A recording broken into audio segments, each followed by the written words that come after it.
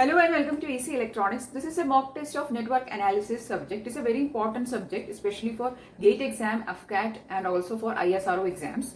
So in this video, we'll be doing questions. There is 10 questions from network analysis. It is a mock test. You can see the 10 questions first and then you'll be seeing the solutions. And I have tried to include the questions from the various areas of network analysis subject. And I really hope that you'll be finding the questions useful. If yes, don't forget to like, share and subscribe. Now let's see the 10 questions.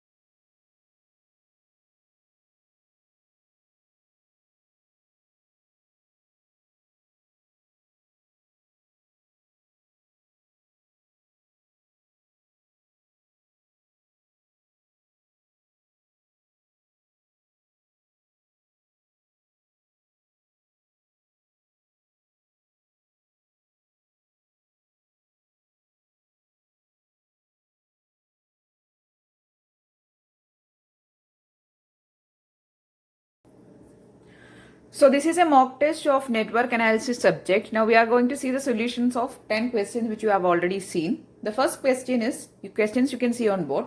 Find the voltage at node P in figure shown. I'll draw the circuit for you. So this is the resistor R1. There is a voltage source here. There is a node P whose voltage we have to find. This is R2. This is negative, then positive, negative, positive, likewise. Okay, there. Again, there is a third branch. There is again another resistance, and current source is directly given here. And now we are going to. I think you cannot see. Okay, now we can see, right? Okay, so this is your circuit. Okay, so I'm going to mark the values here. This is R3, this is 3 amperes, this is P. The values of the resistors are also given. This is 2, this is 3, this is 1 ohms. Okay, this voltage is V1 which is 4, this is V2 which is 6 and this is 3 ampere. Now we need to find the voltage at this node and we'll mark it as V. Okay, we need to find what is V. This is the first question. Okay. How to find the value for V? We can apply nodal analysis on the node P, right? And we are going to write the nodal equation of node P. There are 3 branches connected to the node P and we are going to write the 3 equations and then we'll take the algebraic sum of it. That is, we are going to write the current equations. When you are writing nodal analysis, we are going to write the current equations, right? So we'll write the current equations for each branch. We'll take the algebraic sum equal to 0. Okay, now for this particular branch, the current will flow from positive terminal towards this V. So that current is positive. We'll call it as I1. I1 equal to 4 minus V by the resistance is 2. So it is 2. This is I1. Okay, so we got the first branch current. This branch, you can see that we'll take this as a ground or a reference. Okay. So the current will flow from V or from this node P towards the ground. We'll call the current as I2. I2 will be equal to V minus, this voltage is negative terminal is connected. So it is a minus 6. Okay, V minus 6 by resistance value is 3. Okay, or we can take minus and minus is plus. So V plus 6 is equal to 3. That is the second branch current which is I2. I hope it is clear. Here the current flows towards the ground. Here the current flows from the battery towards the node. Then here for this branch the current value is directly given which is 3 ampere. So I3 is equal to 3 ampere. Now we need to take the algebraic sum of these 3 currents and the algebraic sum will happen at the node P and its value equal to 0, right? So I am going to take the algebraic sum. So I1 current is flowing towards the node P. So I1, then I3 current is also flowing towards P. So I1 plus I3 Then I2 is flowing away from the node, it is negative. So minus I2 equal to 0. This is the current equation. Now substitute the values in this and find the value of V. That is your question. Okay, I'm going to substitute it here. So I1 is 4 minus V by 2. Then I3 is plus 3 ampere directly given. So you can take it as 3 minus, we'll take to the this side of the equation. So it will be plus. So V plus 6 by 3. This is your equation. And if you solve for V you will be getting as 3.6 volts. Okay. So the correct answer here is option B, which is 3.6 volt is your correct answer. I hope it is clear. So here in this question we have applied Kirchhoff current law or nodal analysis. So for nodal analysis we have to write the node equation. The node is P and we take the voltage at that node as V. We'll write the current equations for each branches. There are 3 branches connected to it. So this current, this branch current, this branch current and this branch current. Here for this branch directly current is given. So you don't need to write the equation. But here you have to write and here also you have to write. So here this is a positive terminal of the battery. So 4 minus V by resistance, which is 2. Here we take this as a virtual or the ground or a reference node.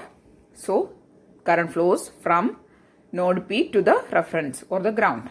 So it is V minus, this voltage is minus 6. So V minus 6 by 3 is this branch current. So V plus 6 by 3 will get I2 equal to V plus 6 by 3. Okay.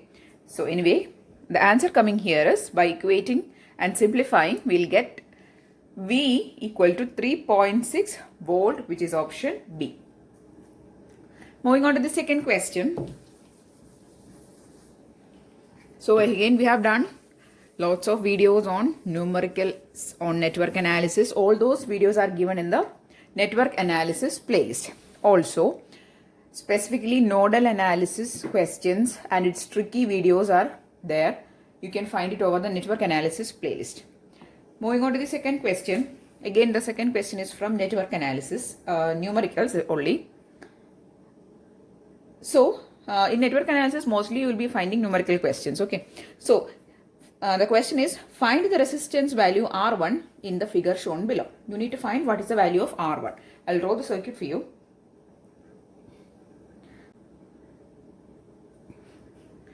So I have drawn the circuit diagram for you and also I have marked the values and also I have taken 3 nodes here, N1, N2 and N3.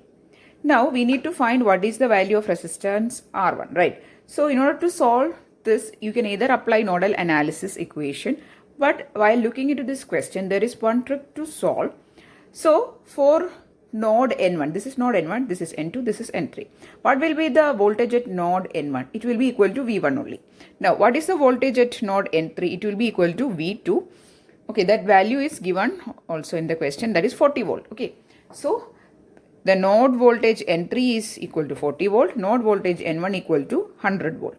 Now, if you see the figure, there is one branch connecting the resistance R1 and the current flowing through that branch is given as 5 amperes, right? So, this 5 ampere is not getting splitted anywhere. It is coming from this direction and it is directly coming to this node and then it is getting splitted. So, the current flowing through the R1 from the figure is 5 amperes.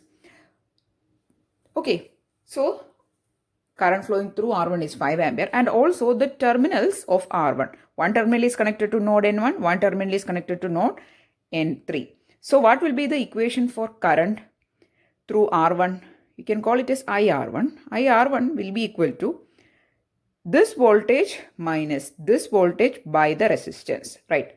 That is N1 node voltage minus N3 node voltage by R1 will be IR1, right? From the figure, IR1 is 5 amperes. I'll write it here. 5 ampere is equal to, what is N1 node voltage? 100.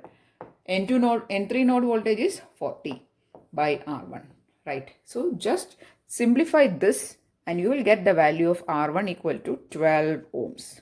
So this is a trick to apply here in order to solve this question without writing much equations. Otherwise, you can write all the nodal analysis equations and simplify them and then find the value of R1. But here, if you see this figure, the peculiarity of the figure or with the given details, you can find that the current is 5 ampere. That is nothing but the difference in voltage by the resistance value, which will be, you will get the value as 12 ohms. Okay. So the answer getting is R1 is 12 ohms, which is correct answer. Option C is the correct answer for your second question. Now moving on to the third question. So in network analysis, you will be mostly finding the numerical questions. Okay. So third question is not a numerical question. It is directly asking the equation of inductor. So the third question, the energy stored in the inductor is dash. A, Li square by 4, B, Li square by 2, C, Li square, D, Li square by 8. Correct answer is option B, Li square by 2, where Li is the L into I square by 2. Okay. So that is the equation for the energy getting stored in the inductor. Correct answer is option B. Okay. Moving on to the fourth question. If there are 5 branches and 4 nodes in graph, then the number of mesh equations that can be formed are dash. So number of branches B is equal to 5. Number of nodes N is equal to 4. Then the number of mesh equations you can form is mesh equations equal to B minus N minus 1. Or you can simplify and write it as B minus N. Take this minus inside, it will be plus. Okay, B minus N plus 1. So what is B? B is 5. What is N? It is 4. 5 minus 4 plus 1. That is 1 plus 1, which is 2 equation. I think we have done it in one of the previous videos. The data is not the same, but the type of question is same. Okay, if the number of branches and number of nodes is given, you can find the number of mesh equations you can form, or the number of KVL equations you can write is B minus N plus 1, where B is the number of branches, N is the number of nodes plus 1. Okay, here correct answer is option A, which is 2. Moving on to the fifth question.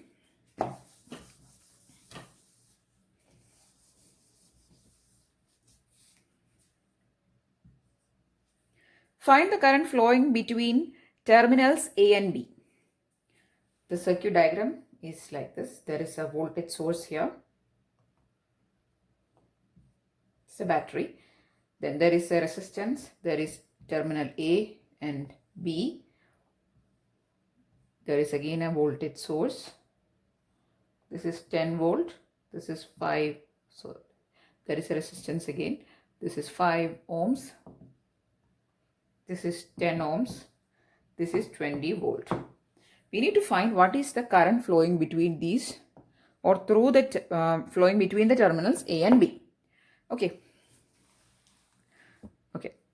Now the figure is clear to you. Okay. So you need to find what is the current flowing between A and B. In order to find that, what we do is we short circuit this and we find what is the current flowing through this connection or this short circuit connection. We'll consider this as a branch. Okay. And we'll find what is the current flowing through this connection, and then we'll get what is the current flowing through AB, right? So we short circuit it. So that is the first step.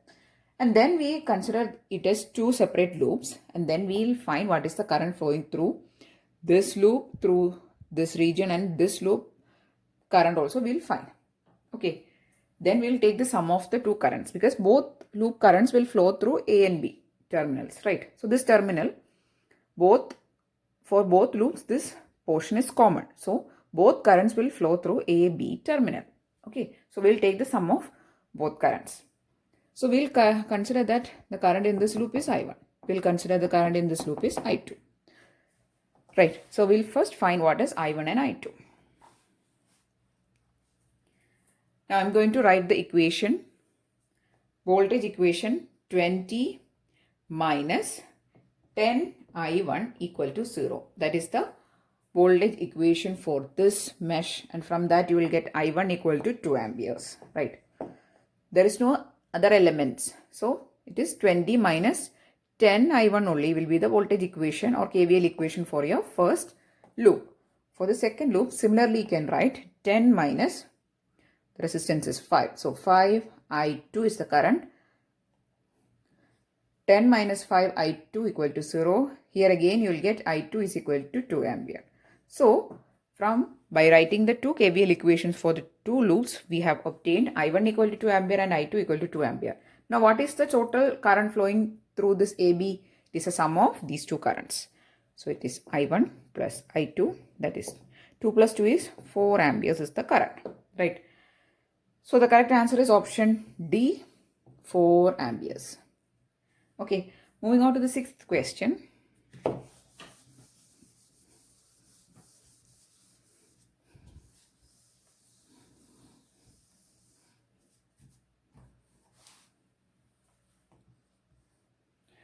Determine the resonant frequency. This is a question from RLC circuit. Determine the resonant frequency for R equal to 10 ohm, L equal to 0.1 Henry, C is equal to 10 microfarad. So you have to find the resonant frequency.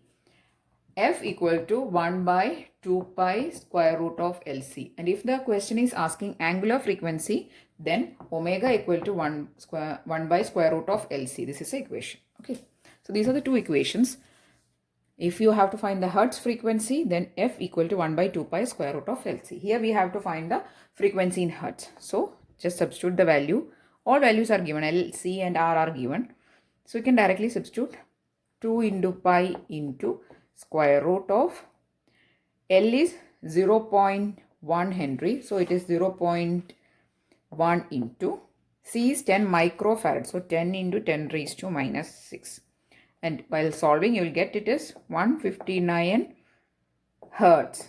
Okay, so correct answer coming is 159 Hertz, and that is option C. C, 159 Hertz is the resonant frequency of this series RLC circuit. Now, moving on to the seventh question.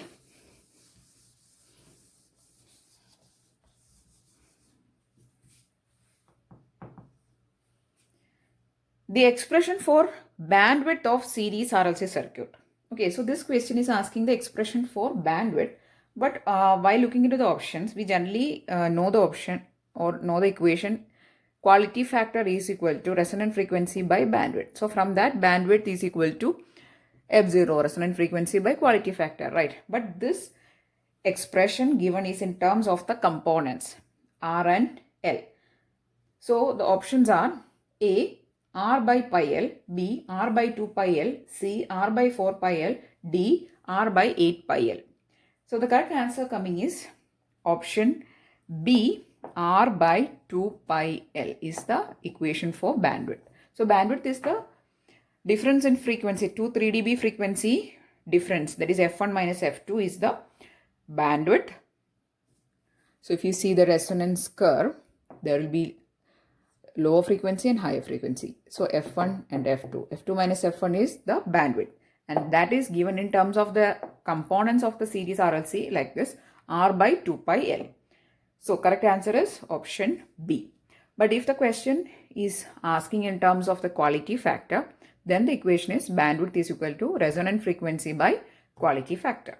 Okay. Here the answer is option B. Moving on to the eighth question. If the voltage current cara is a straight line through origin, then the element is said to be dash. A, linear element, B, non-linear element, C, unilateral element, D, bilateral element. So there are, based on the linearity or linear relationship between voltage and current, you can classify the network elements as linear and non-linear. So if it is a straight line passing through the origin, then it is called a linear element. And if it is not a straight line, then it is a non-linear element. Correct answer is option A, linear element. Then ninth question.